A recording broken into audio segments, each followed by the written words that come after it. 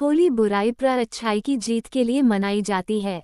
पौराणिक समय में हिरण्यकश्यप नाम का एक राक्षस हुआ करता था। वह पूरे संसार पर राज करना चाहता था, इसीलिए उसने तपस्या करके ब्रह्माजी से वरदान प्राप्त किया। वरदान में ब्रह्मा जी ने उसे अजर अमर रहने का वरदान दिया था, जिसके बाद से वह अपने आप को ईश्वर के समान मानने लगा था और अपनी प्रजा को ईश्वर की जगह अपनी पूजा करने के लिए कहता था।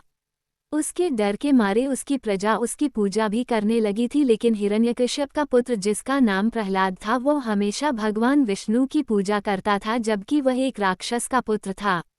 हिरण्यकश्यप को जब इस बात का पता लगा तो वह बहुत क्रोधित हुआ, क्योंकि वह भगवान विष्णु का घोर विरोधी था। उसे पता था जब तक भगवान विष्णु की पूजा इस संसार में होती रहेगी तब तक उसको कोई भी भगवान का दर्जा नहीं देगा। उसने प्रहलाद से भगवान विष्णु की पूजा बंद कर अपनी पूजा करने का हुक्म दिया, लेकिन प्रहलाद ने अपने पिता की एक नहीं सुनी और विष्णु भक्ति में और ज्यादा लीन होने लगा। इस कारण हिरण्यकश्यप बहुत ज्यादा क्रोधित हो गया। प्रहलाद विष्णु भगवान की उपासना आराधना करना नहीं छोड़ रहे थे।